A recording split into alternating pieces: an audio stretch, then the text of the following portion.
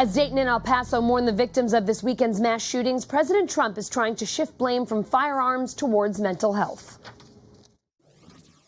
We must reform our mental health laws to better identify mentally disturbed individuals who may commit acts of violence and make sure those people not only get treatment, but when necessary, involuntary confinement.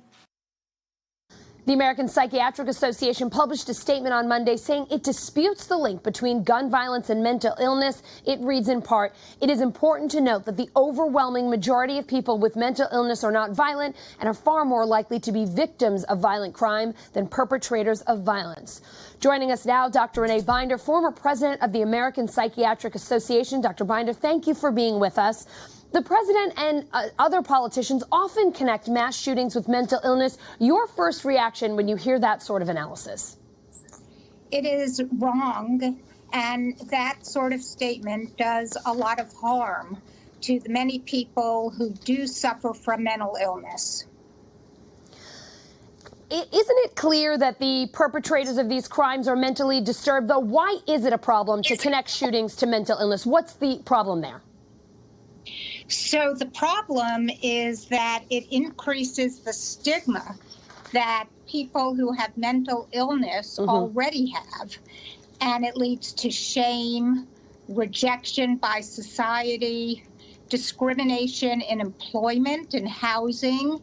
And when there is that sort of stigma associated with having mental illness, people are not going to go to treatment to try and get help with mental illness because they're so embarrassed about it. What would you prefer to hear, or how would you prefer that this be addressed? So I do not think that mental illness should be linked with violence. There are other problems that are linked with the mass shooting. The major problem is the availability of guns. And I think it's really harmful to blame it on people with mental illness. In fact, these last two incidents that occurred, neither of the perpetrators had mental illness that anyone knew about. Can we talk about the connection or the use of guns when it comes to suicide? A lot of people don't realize that most gun deaths in the U.S. actually are suicides. Are suicide rates higher in the U.S. compared to other countries? And sort of how can we address that issue? So the issue of suicide and guns is a real one. Okay.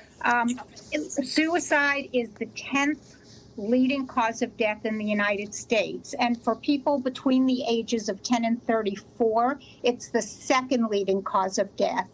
And 50% of all suicides are committed with guns, because the fatality rate when you use a gun is 85%. Dr. Binder, I know so many of us here in the media especially worry about the language we use and how we deal with these types of issues, because we do want to handle it in a sensitive way. What would your advice be for people, or how would you say you would prefer that we address or deal with these types of shootings and these types of issues when it comes to mental illness? We should not link the concepts of mental illness with these mass shootings. Obviously, these people have problems. They are very angry. They're often resentful. Sometimes they can be members of fringe groups, but that's not the same thing as having schizophrenia or bipolar illness or depression. But they are highly disturbed individuals. Dr. Binder, former president of the American Psychiatric Association, thank you so much for your time and your insights today. You're welcome.